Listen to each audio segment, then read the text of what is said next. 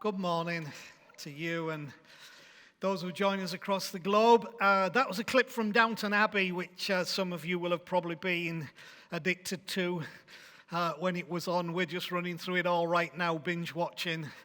And it sets up beautifully the scene of some things that I want to talk about this morning.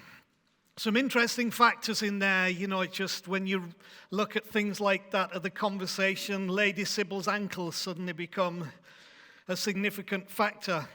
Professional pride, personal perception, whether a thing is safe, whether it's the opposite of safe, whether it may not work or whether it may work, putting somebody or something at risk on a whim. Can you swear that it will work? Well, it might. It will. Is it going to be fine? All of those questions come up. Now, the reason I raise those is because last week I talked about isms and the danger thereof. And it really touched the sore spot with some, especially the suggestion that we may be witnessing the emergence of a new ism I call scientism. That touched a few. Or the suggestion that the personal particular favoritism of individual people has been brought into question as to its actual nature. And so some response has been quite abusive. And so being me, I'm going to carry on and say more. Because we've touched a nerve for a reason. When we get defensive and protective, it's because a nerve has been touched. And guess what got Jesus crucified? Not because they said, he's the Son of God, he has to pay the sins of the world, we'll help him by crucifying him. It's because he was constantly touching a nerve in the community, in society with individuals, and particularly among those who held their isms, Judaism, Pharisaism, so on and so forth. So let's just recap quickly on the definitions I shared with you. These are not my definitions, these are actual dictionary accepted definitions of isms. Ism has become a distinctive doctrine, cause or theory. Now, distinctive often means restrictive, in my experience. It's become oppressive and especially discriminatory attitude or belief. So isms become oppressive and a discriminatory attitude or belief. You can correct me if I'm wrong, but I've never met an ism that does not express that in one shape or one form or another. It's become an abnormal state or condition resulting from excess of a specified thing. In other words, we get overbalanced, overweighted on part of the whole thing, from religion to politics to addiction. And I mentioned when it's addiction, alcoholism, an abnormal state of excess. Do you understand the principle? And the fourth definition was an ism becomes an adherence to a system or a class of principles. Once you embrace an ism, you will be strictly adherent to a system, okay? Now, in contrast, I gave you a dictionary definition, again, another dictionary definition of the ending word ity.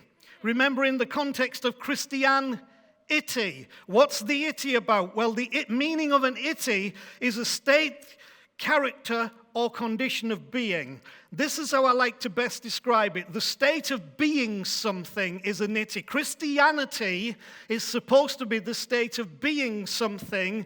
We have relegated it to merely the state of believing something, but it was always meant to be the state of being something.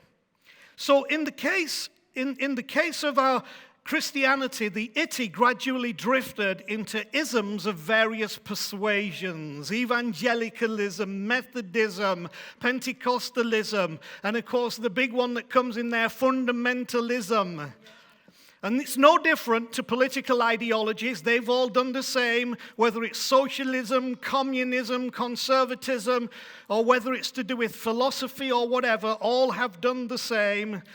This drift, wherever it's occurred, is the root of much of our world's problems. And I'd like you to think about that, because it is. Once the ity becomes an ism, it distorts the original message. This is in every ism. It distorts the original message into a distinctive doctrine, a discriminatory attitude, an abnormal state of excess, and adherence to a system. So I want to introduce to you another definition of ism this week that we did not look at last week. And the definition is ism as a belief or system of beliefs accepted as authoritative by a group or school. Let me give you that again. A belief or system of beliefs accepted as authoritative. That's what I want to put the emphasis on. It has now become more than just a think about belief. It's now become authoritative by a group or school, both in reception and application. And that raises the question then of what is authority? What is authority? And by what criteria should we perceive someone or something to have it? See, this is very important. Just because a person is in a position of authority or has authority, it does not make them an authority. Shall I say that again? Just because a person is in a position of authority or has authority, it does not make them an authority. Appointment is not an indicator of content. Anybody can be appointed to a position of authority, but whether in their content of who they are and the context of their character they really are an authority is questionable. The video clip was chosen to expose this very dilemma. Conflict between insightful doctor and highly qualified titled professor over the same issue. Now, what I have to say today, you can read one of two ways, and it could get very controversial, but it needs to be said because we are now dealing not with an issue, but with a principle. Sometimes a little knowledge about the thickness of one's ankles can be the difference between an informed, life-saving decision and an expert, problem-causing decision. You see, Anth, do you have a problem with experts? Yes. I don't have a problem with expertise, but I do have a problem with what we perceive to be experts, because that may be the title they have been given or the position, but it might not necessarily be the expression of who they are. And I'm going to illustrate that as we go through this morning. The conflict between doubt and certainty, which we experienced here in the issue of Lady Sybil having the baby and two differing ideas about what needs to be done, the conflict between doubt and certainty pushes us to make choices we would most often rather avoid. That's been my experiences the last 17, 18 years. Conflict between doubt and certainty. I had a lot of certainty, but it was certainty about things I shouldn't have been certain about, because there were questions about my understanding and application of those things. And the conflict between doubt and certainty pushes us always to make choices we would most often rather avoid. So because we'd most often rather avoid them, we try to escape the conflict between doubt and certainty, and so we begin to trust things and people because they give us certainty, and we reject others because they cause us doubt. The mention of expertise can intimidate us from asking relevant questions. Jesus' many brushes with the Pharisees and teachers, or they're even called in some translations of the Bible experts in the law, are a great example of this. In Luke chapter 11, let me read you a few verses. From verse 46, Jesus replied, "And you experts in the law," and they technically were, "woe to you! Because you load people down with burdens they can hardly bear, and you yourself do not lift one finger to help them." One of the natures of perceived experts is to load people with burdens, but not give them the way to be free of the burden. Woe to you, because you build tombs for the prophets and it was your forefathers who killed them. Or in other words, one of the problems can occur if we get this expert thing wrong is that we kill the prophets. Why do we kill the prophets? Because the prophets bring a word that foresees into our expertise something that we had missed or challenges us in our pride as an expert. Verse 52, woe to you experts in the law, because you've taken away the key to knowledge. Taken away the key to knowledge, not given it. You yourselves have not entered, despite being experts, and you have hindered those who were entering because you don't consider them qualified. Those two little bits are added in by me. In the Message, here's how Peterson puts it. You're hopeless. You religion scholars, you took the key of knowledge, but instead of unlocking doors, you locked them. You won't go in yourself, and you won't let anyone else in either. Or in other words, my expertise stops you from having an opinion. Before 1611, I know I'm taking a little longer for this section, but it's important. Before 1611, when the Reformation occurred, people were kept away from reading the Bible for themselves, and church services were conducted only in Latin for exactly that reason. At least that happened in the West. Expertise bolstered by title and position was used to intimidate and create an underclass of people.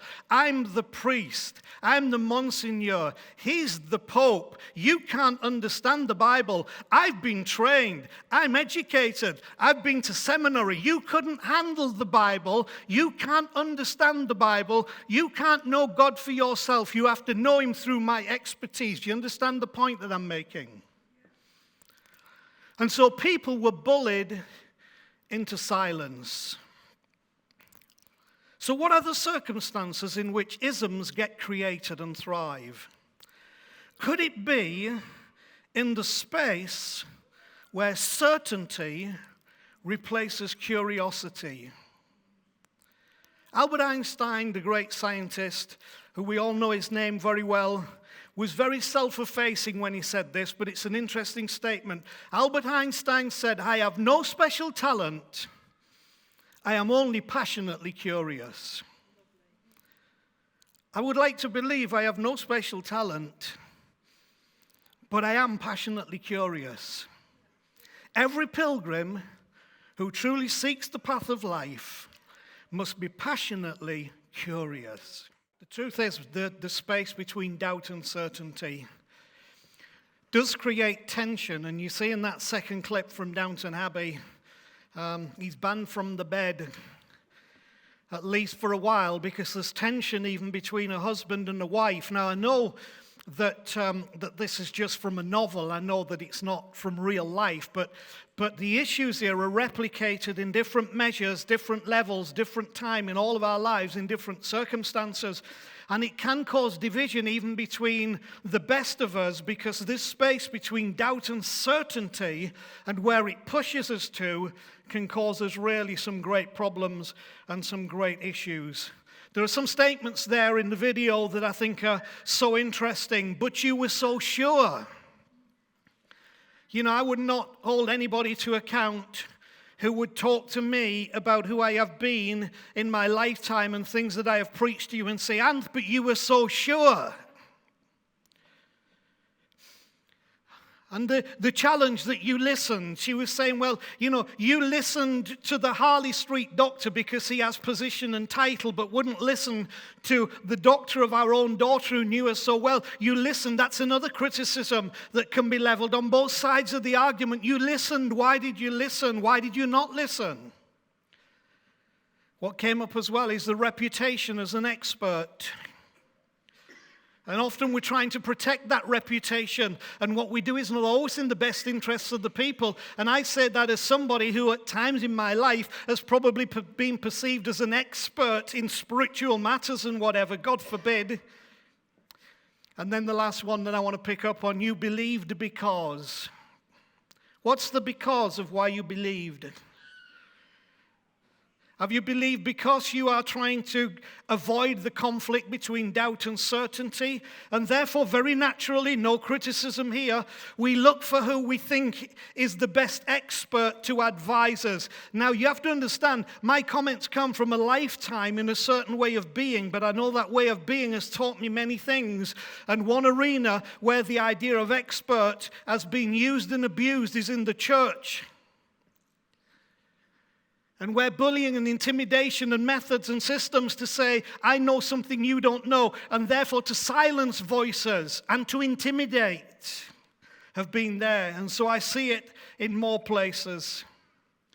Now there's a thing I want to introduce you to in our conversation, very much in line with what I am saying about isms and authority. And it's called identity protective cognition. This is a real thing. I haven't made this up. Identity protective cognition. And here's what identity protection cognition is. It's when reasoning is used not to discern the truth, but to form and persist in beliefs characteristic of a particular group, usually to which you already belong.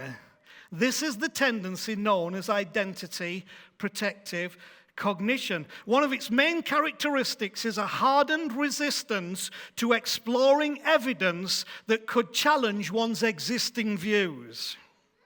The defensive sentries are programmed on high alert at all times with rapid red alert to trigger words. I had trigger words about my beliefs about God and hell and heaven and the gospel and salvation and the cross and Jesus. I had trigger words, and woe betide you if you spoke one of those trigger words, because I'm coming after you. I'm going to crush you.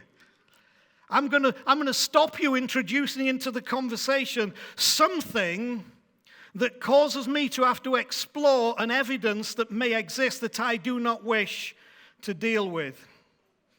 We're all, believe it or not, subject to some level of identity protective cognition, because identity is such an important necessity in the makeup of what it means to be human. I don't know if you realize how much your identity is tied to your cognition, the things that you think and believe. As someone who's been a student of the Bible my whole life, I can now see this connection between identity, protective cognition, and the challenge to discover or understand one's true identity throughout the written narrative of the Bible. I can see all the struggles from Abraham to Jacob, to Peter, to Paul, to John the Baptist, and I could even say to Jesus himself. Now, having been raised by very sincere and committed Christian parents in a church where nominal was a dirty word and the Bible was the final authority on all things, I understand identity protective cognition and have witnessed it far too often in my own life. Mostly through hindsight now. I wish I'd known it then and I wouldn't have done it, but by hindsight I can see I suffered from this thing called identity protective cognition. I was not open to hear. I was not ready to question perceived authority in order that I might find the authority that comes from truth. So maybe you should think about it in the context of your own life. Or are you saying something that I've heard way too often? Oh, I don't like to think of myself like that. So this clip is another great example of the misuse of authority under the banner of being the expert present. An ism is what it is because of the authority given to it. And that's what we're challenging this morning. I think it's really sad when, in the attempt to obtain a specific result from a group of people, you have to say to them, just do it because I'm telling you, and if you don't do it, you'll lose 30% of your grade and you will fail the semester. That's intimidation and manipulation. Now, I like the response of the boy who was the Christian who was saying, I will not and cannot write, God is dead. And because he said, well, when they had the conversation, he said, who will decide whether I won or lost the argument? The response was, I will. It's my class, I'm the expert, I'll decide. And his response was, no disrespect, but I'm not sure you can be objective. And his question, what about them? And then I thought this was such a powerful line.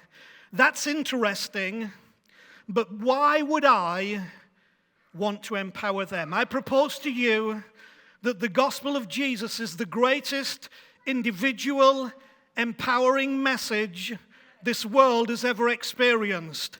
When we turned it to an ism, we stopped it being empowering towards the people, and all the power went to the expertise, the legal experts, the preachers, the leaders. We took it off the people, but right from the very beginning of what was supposed to be the formation of what we now know to be the church, it was to all of them, you wait in Jerusalem until you receive power, and you will be my witnesses.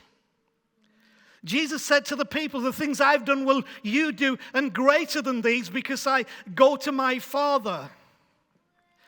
He said, I'm this, and this. Now you go and make disciples. It's a gospel of empowerment. And so when I see this manipulated into something else that stinks of control, my antenna goes up and I get very concerned. And that's what Jesus faced with the people who were so-called experts in the law. One of the greatest, if not the greatest attribute of the Christian message is the disbursement of authority and the empowerment of others. And my ministry has changed from focus here to try and empower you to disburse that authority in your pilgrimage, in your journey, in your understanding of God, in your definition of God, in your understanding of spirituality, is to empower you and disburse the authority, because I believe that's what Jesus did. And it's why the authorities, the legal authorities, got worried and upset, because power was going to the people. And authorities will always try and take it back. It's my class, I'll decide. Remember I talked to you about identity protective cognition, when reasoning is used not to discern the truth, but to form and persist in beliefs characteristic of a particular group, usually the one to which you already belong. Well, to finish, I want to talk about curiosity as the answer to identity protective cognition and how to counteract whataboutism. Now, I don't know if you understand it. I didn't know. I had no idea. But whataboutism is a thing. It's actually a word, and it's a defined thing. Whataboutism. We're all guilty of it. You know, when you're losing an argument or you don't want to accept a point, what do you say? Yes, but... Yeah? Oh, yeah, but what about? There is a science around it. Whataboutism, it's called. Now, I don't want to take time to talk about it, but it's a knee-jerk defensive reaction that we all have. Well, I hear what you're saying, Anth, but what about? Well, I know what you've said about experts, but what about?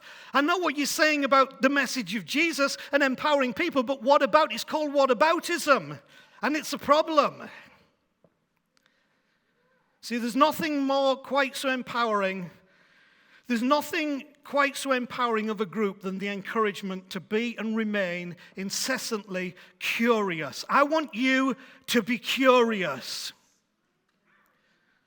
Jesus made statements to this effect, but let me jump back even further. Imagine if the father of faith, Abraham, had not been curious.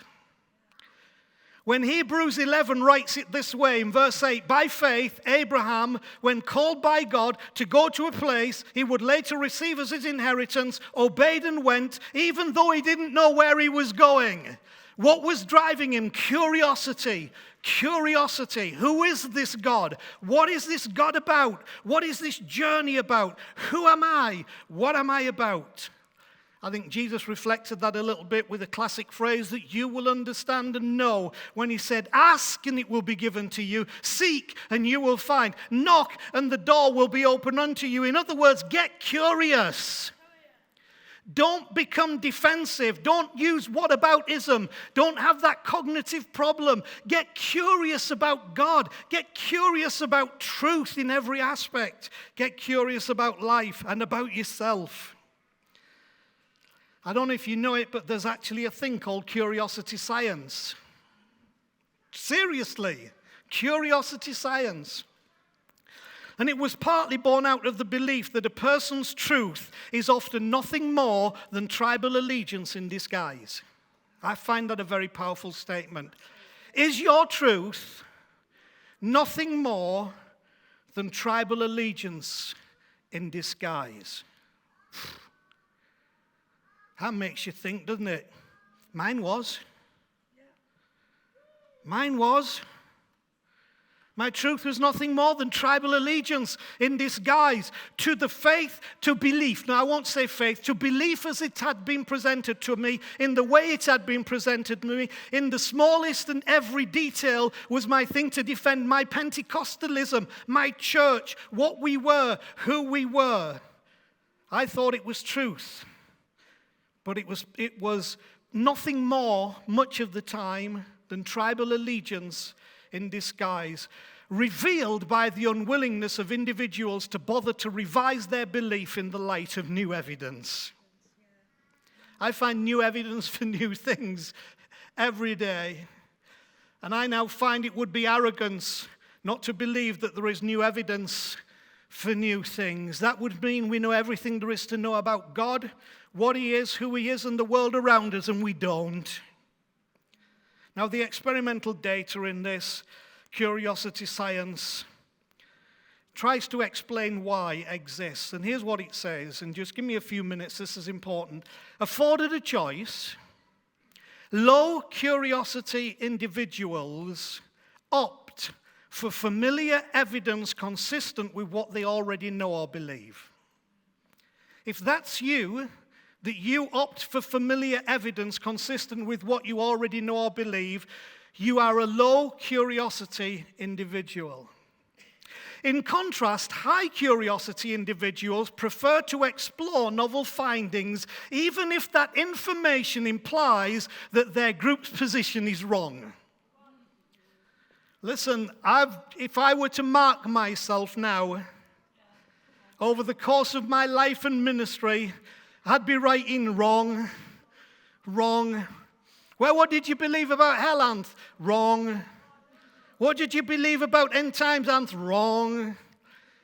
What did you believe about the crucifixion? Wrong.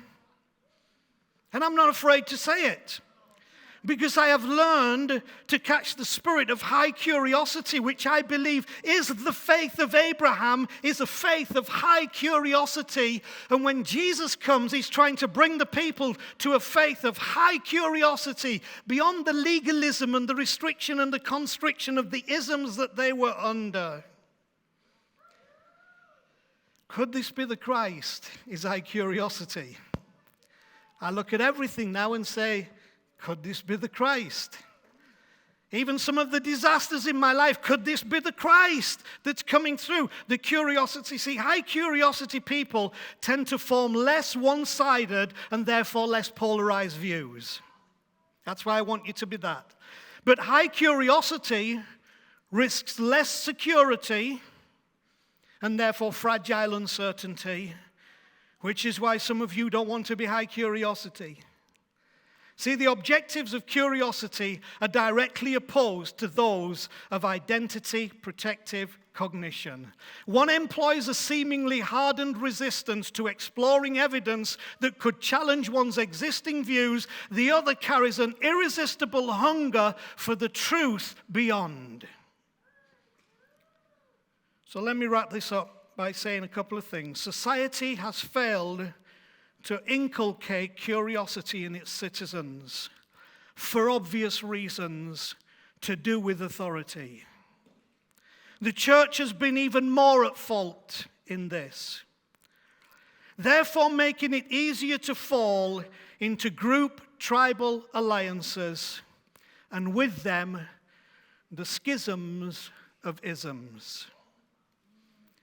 If, as alleged, curiosity killed the cat, But, as also alleged, the cat has 9 lives, then the primary necessity of a cat is not the ability to avoid curiosity, but rather the ability to count.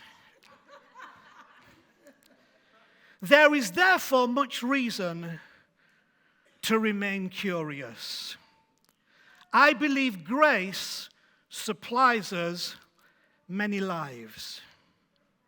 If it did not, curiosity would have killed this cat. But this cat has the lives of grace that says even when my curiosity means I don't always get it right, grace gives me another life and another life and another life and another life. It's not one opportunity, it's always opportunity in the spirit of grace that comes through Christ to us. Grace supplies us many lives. So I have the ability to count my lives and know the lives that I have in grace means that I can be high curiosity. To be curious about life. The grace supplies us many lives to be curious about life, to be curious about God, to be curious about Christ, to be curious about the potential reality of the kingdom of which he spoke, to wonder about all things. And so if I were to add a scripture today, I think it would be this. Blessed are the curious, for they shall see things others cannot.